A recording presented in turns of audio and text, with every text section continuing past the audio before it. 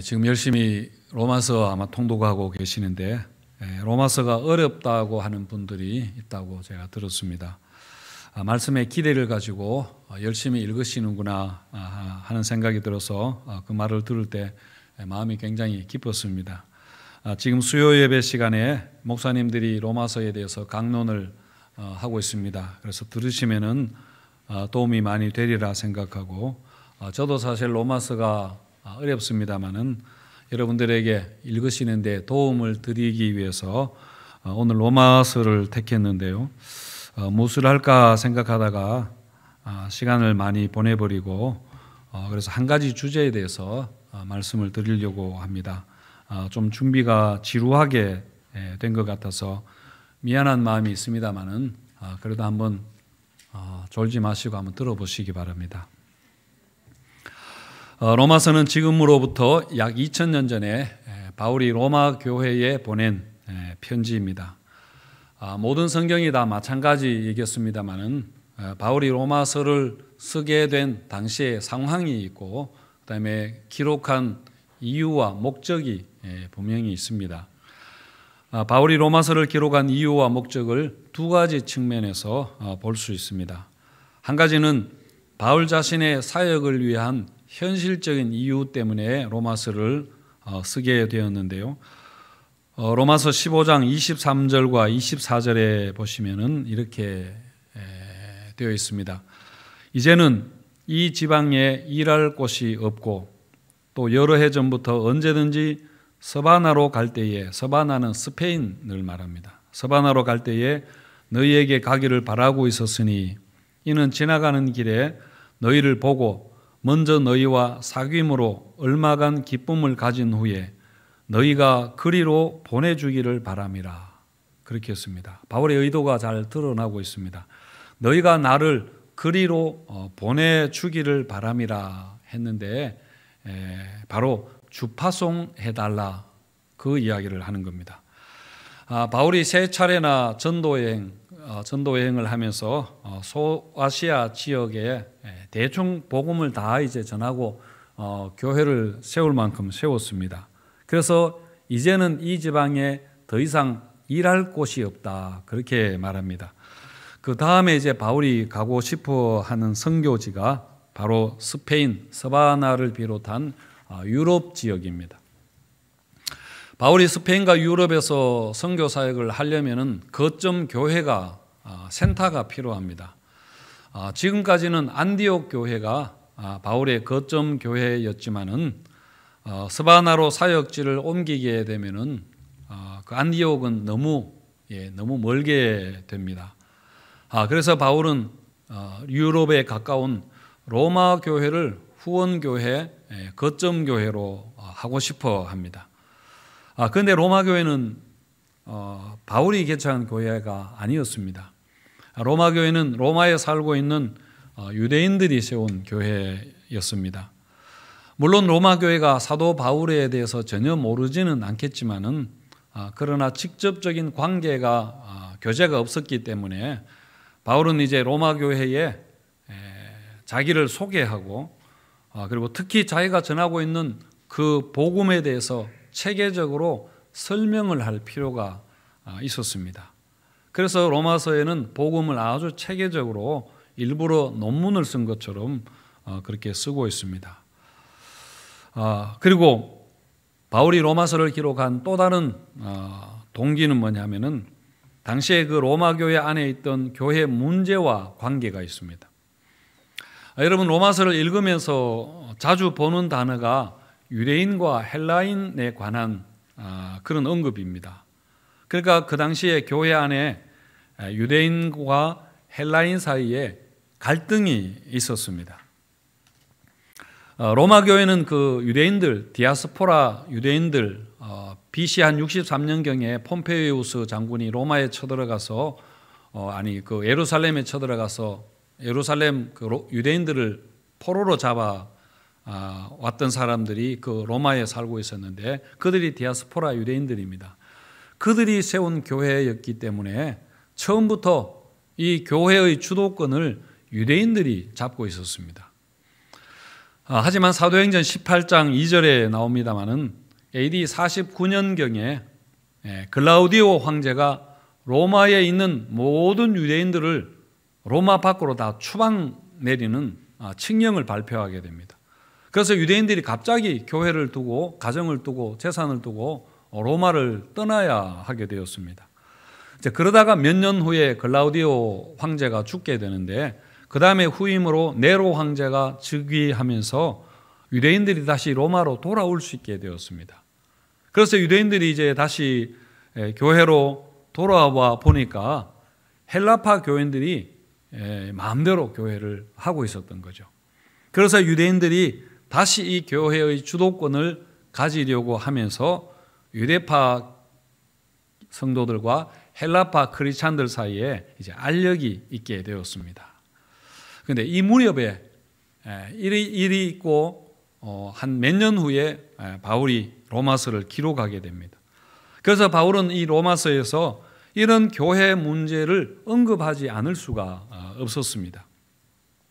하지만 이것은 단순히 어떤 피상적인 헤게모니 다툼이 아니라 사실 로마 교회 안에 이 분쟁은 신학적으로 굉장히 중요한 이슈가 그 안에 들어 있었습니다. 바로 복음에 대한 이해에 문제가 있었기 때문인데, 그래서 바울이 로마서를 통해서 이 복음에 대해서 교회 문제 해결을 위해서라도 복음에 대해서 자세하게 그렇게 설명을 합니다. 자, 그렇다면 여러분, 유대인과 헬라파 크리스찬들 사이에 복음에 대해서 어떤 이해 차이가 있었을까요?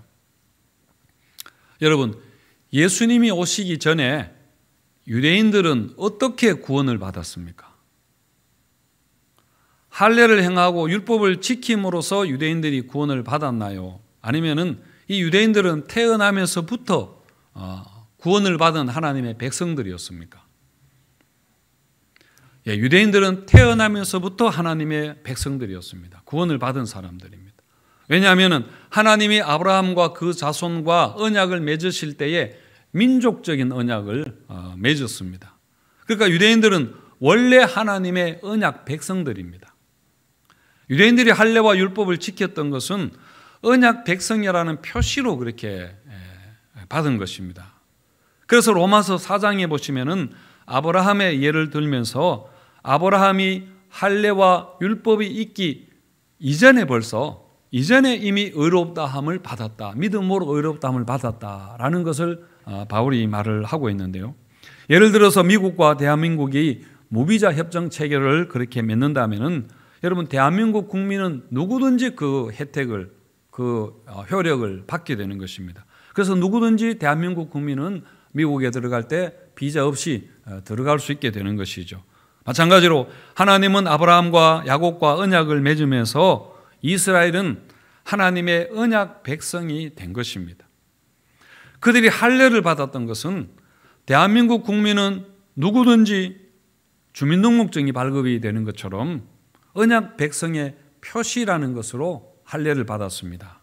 그리고 언약 백성으로서 당연히 그 법을 율법을 지켜야 되는 거예요. 우리나라 사람이 법을 지키는 것처럼 그 이스라엘 사람들은 율법을 지켜야 됐던 것이죠. 그런데 문제가 뭐냐면은 유대인들이 이 율법에 대해서 지나치게 집착을 한 것입니다.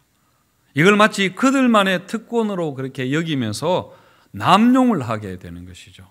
그러니까 지나치게 이것을 자기 민족의 보호를 위한 하나의 기득권으로 이방인들을 차별하는 도구로 이것을 사용해 버리게 되는 것이 문제였습니다. 그런데 예수님이 오시고 어떻게 되었습니까? 이방인들이 이제 언약 백성 안으로 들어오게 된 겁니다. 예수를 믿고 이제 하나님의 백성이 된 것이죠. 그러자 유대인들이 생각하기에 아니 어떻게 이 이방인들이 무임승자할 수 있느냐? 적어도 할례는 받아야지. 아니면 율법을 지켜야지. 그렇게 생각을 한 겁니다. 물론 초대교회 당시에 예수를 믿는 유대인들, 예수를 믿는 유대 크리스찬들은 이방인들도 하나님이 구원하시기로 하셨다는 그것을 받아들였습니다. 처음에는 많이 망설였지만은 어쨌든 받아들였는데, 그런데 자꾸 조건을 걸고 싶어 하는 겁니다. 이방인들이 예수 믿고 언약 백성 되는 거 하나님이 그렇게 하신다고 하니까 어쩔 수 없지만은 좋지만은 그래도 율법은 지켜야 되지 않겠나. 물론 율법도 다 지키라고 우리처럼 다 지키라고 하지는 않겠지만은 그래도 중요한 것들은 지켜야 되지 않겠는가. 이런 생각을 가지고 있었습니다. 그러니까 복음을 유대인의 관점에서 복음을 보게 된 것이죠. 그래서 바울이 왜 이게 잘못되었는가, 왜 이게 문제인가 하는 것을 설명을 하는데 그게 바로 로마서 1장에서 8장까지의 내용입니다. 의롭게 되는 것은 예수를 믿는 예수의 공로로 충분하다 하는 것을 강조합니다. 우리 모두가 다 죄인이기에 아무도 스스로 하나님의 영광에 이르지 못하지만 유대인들도 이방인들도 믿음으로 구원받는다는 원리는 똑같다입니다. 거기에 뭔가를 추가 주문을 하는 것은, 그러니까 할례를 지키거나 율법을 지키거나 하는 것은 예수님의 십자가 공로로 부족하다는 의미가 되는 거니까 그거는 절대로 안 된다. 그렇게 예수님의 그 십자가 사역, 완전한 십자가 사역을 뭔가 붙여야 완전하게 되는 것처럼 해서 안 된다. 그것은 복음을 훼손하는 것이다. 그렇게 하는 것이죠. 하지만 여러분, 사실 오늘 우리에게 이것은 별로 그렇게 문제가 되지 않는 것입니다. 우리는 유대인들도 아니고 또 우리는 이런 꼰대 같은 생각을 하지 않으니까요. 하지만 오늘 우리가 로마서를 중요하게 여기게 된 것은 바로 종교개혁자 마르틴 루터 때문입니다. 루터 당시에 이 로마 카톨릭 교회가 마치 바울 당시의 유대인들처럼 꼰대짓을 하는 거로 이 루터가 보기에 그렇게 보였습니다. 루터도 로마 카톨릭 교회의 사제였습니다만은 그런데 로마서를 자세하게 읽어보니까 지금 로마 카톨릭 교회가 크게 잘못하고 있다는 것을 깨닫게 된 것입니다. 루터는 원래 이 자신이 하나님의 앞에 어떻게 내가 의롭다함을 받을 수 있는가에 대해서 개인적으로 고민을 굉장히 많이 하던 그런 사람이었습니다. 그래서 베드로 성당의 그 돌계단을 무릎으로 기어 올라가면서 피를 흘리면서 고행을 하면은 이 죄책감이 떨어질까 싶어서 그렇게 하기도 했지만은 하여튼 별짓을 다 했지만은 소용이 없었습니다. 그러다가 로마서를 읽는데 오직 의인은 믿음으로 살리라. 그런 거 다 필요 없고 예수 믿으면 구원받는다 하는 말씀을 보고는 바로 이거다 깨닫게 된 것이죠. 그러니까 로마 카톨릭 교회가 자꾸 뭔가를 거기에다가 덧붙이려고 한 것이 마치 바울 당시에 유대인들과 똑같다 그렇게 생각을 한 것입니다. 그렇게 해서 개신교회가 탄생하게 되었으니까 루터 이후로 개신교회는 오직 믿음으로 라는 이 모토를 굉장히 중요하게, 제가 생각할 때는 지나치게 중요하게 여기게 되었습니다. 여러분, 오직 믿음이라고 하는 것은 예수를 믿는 것으로 구원받는 것에는 충분하고 거기에 무슨 다른 조건을 그렇게 필요 없다는 것입니다. 로마서 1장 17절에 보시면은 오직 의인은 믿음으로 살리라 했는데 여기 오직이라는 것도 사실 원어에는 없는 건데 우리말 성경이 번역하면서 갖다가 강조한다고 붙인 것입니다. 그러니까 여러분, 오직 믿음 하는 것은 이건 구원받는 데 필요한 이야기입니다. 구원받는 단계에서는 오직 믿음으로 구원을 받고 구원받는 이후에는 또 다르게 우리가 봐야 되는 거죠. 행위가 또 필요하고 순종이 필요하고 그런 것입니다. 하지만 구원받는 것은 믿음으로 그렇게 받게 된다는 것입니다. 여러분, 다시 바울 당시로 돌아가서 그런데 또 한 가지 문제가 있습니다. 예수님 오시고 이제는 예수를 믿음으로 하나님의 백성이 된다는 것은 이제 틀림없는 사실입니다. 그런데 전혀 예상하지 못했던 일이 일어났습니다.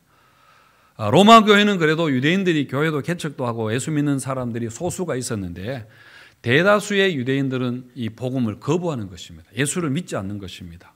반면에 이방인들은 복음을 너무 잘 받아들이고 많은 이방인들이 예수 믿고 크리스찬이 되었습니다. 그래서 곳곳에 세워진 교회들은 전부 이방인들 교회였습니다. 이방인들 중심의 교회였습니다. 그러자 예수 믿고 회심하게 된 유대 크리스찬들이 혼란이 일어나게 된 거죠.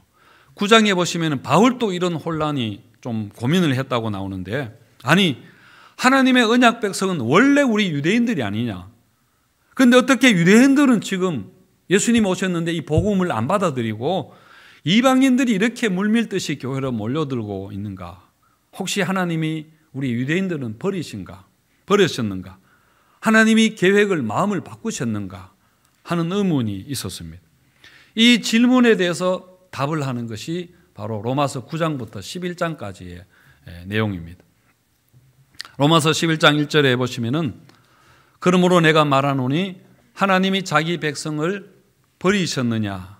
그럴 수 없느니라. 그렇게 합니다. 또 25절에서도 형제들아 너희가 스스로 지혜 있다 하면서 이 신비를 너희가 모르기를 원하지 아니하노니 이 신비는 이방인의 충만한 수가 들어오기까지 이스라엘의 덜어는 우둔하게 된 것이라. 바울이 말하는 신비, 비밀, 지혜가 무엇인가 하면은 물론 유대인들이 복음을 거부하고 있는데 이 복음을 거부하는 것은 하나님이 그렇게 만드는 것이 아니라 유대인들이 완악하기 때문에 교만한 마음 때문에 그렇게 되는 것이지만은 그러나 사람의 완악함에도 불구하고 하나님은 포기하지 않으신다. 하나님은 유대인들을 선택한 것을 포기하지 않으신다는 겁니다. 일단 유대인들이 복음을 거부해서 어부지리로 지금 그 복음이 이방인들에게로 막 그렇게 흘러가게 되었지만은 그래서 이방인들이 충분히 구원을 받은 후에 그 다음에 마지막에는 유대인들이 하나님께로 돌아오게 될 것이라는 전망을 9장에서 11장까지 그렇게 하고 있습니다. 그래서 많은 선교학자들은 온 세상에 지금 복음이 선교가 진행이 되고 있는데 복음이 다 전해지게 되면은 마지막에 이스라엘의 복음이 전해지게 될 것이다. 그리고 이스라엘의 복음이 전해지게 되면은 그때 주님이 다시 오시고 세상 마지막이 된다. 그렇게 이야기를 하는 것이죠. 어쨌든 여러분, 하나님은 먼저 부르신 아브라함을 먼저 부르시고 야곱의 자손들 이스라엘을 먼저 부르신 그것을 결코 바꾸지 않으시고 이런 원대한 계획을 인간의 실수를 합력하여 선을 이루는 원대한 계획을 지금 가지고 계시다 하는 것을 바울이 알게 된 것입니다. 그래서 29절에 보시면은 하나님의 은사와 부르심에는 후회하심이 없느니라 그렇게 합니다. 절대 포기하지 않으시는, 하다가 안 돼서 포기하지 않으시는 그런 하나님이신데, 왜냐하면은 하나님은 능력이 무한하시고 하나님의 긍휼이 무궁하시기 때문이다. 그렇게 나옵니다. 이 사실을 깨닫고 바울은 찬양과 감탄을 금하지 못하게 되는데요. 그래서 11장 마치면서 33절에서 깊도다 하나님의 지혜와 지식에 부요하며 그의 판단은 헤아리지 못할 것이며 그의 길은 찾지 못할 것이다. 하나님이 행하시는 일은 우리가 도무지 이해하지 못한 정도로 원대하게 그렇게 크게 하나님께서 일하신다는 것을 알게 된 것입니다. 여러분, 이 말씀은 우리에게도 위로가 되지 않습니까? 나와 우리 가정에 대해서 하나님이 이런 계획을 가지고 계시다 하는 것입니다. 우리는 마음이 완악하고 불순종하고 미련하고 그렇게 하지만은 그러나 하나님은 우리를 택하셨습니다. 그래서 포기하지 아니하시고 결국 부르신 그 뜻을 반드시 이루신다 하는 것을 우리가 알 수 있습니다. 여러분, 우리도 이 믿음의 소망을 가지게 되시기를 축원드립니다. 그리고 나서 이제 12장에서 15장까지에서는 자, 이제 헬라인과 유대인 크리스찬들이 이제 교회에서 어떻게 지내야 되는가 하는 것에 대해서 실제적인 조언을 하는데 뭐냐면은 서로 용납하고 서로 사랑하며 살아야 된다입니다. 아까 말씀드렸듯이 유대 크리스찬들에게는 복음을 자꾸 유대인들의 관점에서 보려는 그런 게 있어서 이런 교회의 갈등이 항상 내재가 되어 있었습니다. 주로 음식 문제나 절기를 지키는 문제에 있어서는 굉장히 서로가 예민해지고 갈등이 표면화되는 막 언성이 높아지는 그런 경우가 자주 있었습니다. 그러니까 유대인들은 크리스찬은 되었지만은 그들은 전통적으로 해오던 대로 계속 그 율법을 지켰습니다. 음식을 가리고 안식일을 준수하고 그렇게 했습니다. 이 사람들이 이게 수천 년 동안 해오던 거기 때문에 몸에 배어 있었습니다. 하지만 헬라인들은 그렇지 않습니다. 그런 배경이 전혀 없습니다. 그래서 이 사람들은 돼지고기도 잘 먹고 술도 잘 마시고 안식일에 뭐 별로 신경 쓰지 않고 놀러 가고 그렇게 하는 사람들입니다. 그래서 같이 교회 생활을 지금 하고 있는데 이 부분에 대해서 계속해서 자꾸 부딪히게 되는 것이죠. 그래서 서로에 대해서 불만이 쌓이게 되고 그래서 교회가 평안하지를 못했던 것입니다. 그래서 바울이 이 문제에 대해서 정리를 합니다. 예수 믿는 것 외에 할례 행하고 율법 지키라는 것은 복음을 훼손하는 것이기 때문에 그것은 절대 안 되지만은 그러나 유대인들이 음식을 가리고 안식을 지키는데 예민한 것은 인정해 줘야 된다. 그것은 그들의 문화적인 습성이기 때문이다. 그래서 헬라파 성도들은 이 점에 대해서 유대인들을 판단해서 안 된다. 교회 안에서 그 판단하지 마라. 그렇게 말하고요. 그리고 유대인들에게도 말합니다. 너희들도 헬라 크리스찬들이 헬라파들이 삼겹살 좋아하는 거 그거 이해하고 그거 정죄해서 안 된다. 원래 그렇게 좋아하던 사람들이다. 그렇게 말합니다. 그래서 신앙의 본질이 아는 부분에 대해서는 서로 용납하고 서로가 다르기 때문에 그런 것을 용납하고 그걸 이해하고 그리고 사랑해야 된다라고 권면을 합니다. 그게 바로 복음의 실천이다. 복음을 아는 사람들이 살아가는 삶의 방식이다. 그게 교회 생활이다. 그렇게 이야기를 하는 것이죠. 여러분 그러고 보면 지금 우리도 신앙의 그 본질에 관한 문제가 아니면은 서로 용납하고 관용해야 될 것들이 여러분 너무 많이 있습니다. 뭔가 자꾸 일사불란하게 똑같이 만들려고 하는 그런 생각을 우리가 버려야 됩니다. 로마 교회 문제에 비하면은 우리가 용납하고 포용해야 될 것들은 굉장히 사소한 것들입니다. 이들이 가지고 있었던 인종적인 그런 차별은 이거는 굉장히 심한 거였거든요. 여러분 우리가 이것을 실천하지 않는다면은 사실 우리는 복음을 모르는 사람들입니다. 복음 아는 것과 삶을 전혀 다르게 그렇게 살아가는 사람들입니다.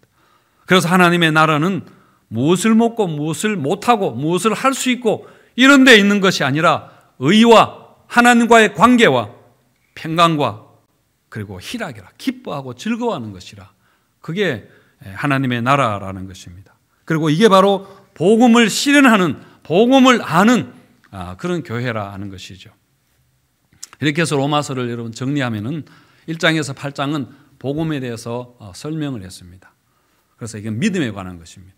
그리고 9장에서 11장은 유대인들의 구원의 문제. 그렇다면 유대인들은 어떻게 되는가? 이것은 소망에 관한 결국은 하나님이 그들에게도 부르신다. 그리고 12장에서 16장까지는 그렇다면 복음을 어떻게 실천하는가? 사랑에 관한 그런 말씀입니다. 믿음 후에 우리가 믿음으로 다 끝나는 게 아니라 그건 예수 믿을 때 필요한 것이고 이후에는 우리가 소망을 가지고 사랑하면서 사명을 행하며 열심히 그렇게 살아가야 하는 것이죠. 여러분 로마서를 읽으면서 다시 복음으로 돌아가자 하는 것은 하나님의 은혜는 모든 믿는 자에게 차별 없이 주어진다는 것입니다. 유대인이나 헬라인이나 모두 의롭다함을 받게 되고 같은 은혜 안에 있습니다. 이 세상에서 가장 억울한 것 중에 하나가 뭐냐면은 차별 당하는 외적인 것으로 차별당하는 것이죠. 그런데 하나님 나라에는 어떤 차별도 없습니다. 마음이 약해서 음식 못 먹는 자도 판단받지 아니하고 뭐든지 잘 먹는 심장이 강한 담대한 자도 약한 자들을 업신여기거나 무시하지 않고 서로 이해하고 서로 사랑하며 그렇게 살아야 합니다. 그래서 여러분 다시 복음으로 돌아가자 하는 게 무슨 의미인가 하면은 우리가 로마서를 왜 읽는가 하면은 바로 이런 복음의 정신을 실천하는 사랑을 실천하는 그런 공동체로 만들어가자 하는 그런 의미입니다. 여러분 우리 믿음과 구원이 확실합니다. 그리고 우리가 소망하는 하나님의 나라도 여러분 너무 좋은 것입니다. 환난 중에서도 기뻐하고 즐거워할 수 있을 정도로 너무나 기대가 되는 것입니다. 그래서 우리가 교회 안에서 마음껏 사랑하며 그렇게 용납하며 살아가는 것이죠. 우리가 주께 받은 사랑이 너무 크기 때문입니다. 이번에 로마서 읽으면서 이런 은혜가 있으시기를 축원드립니다.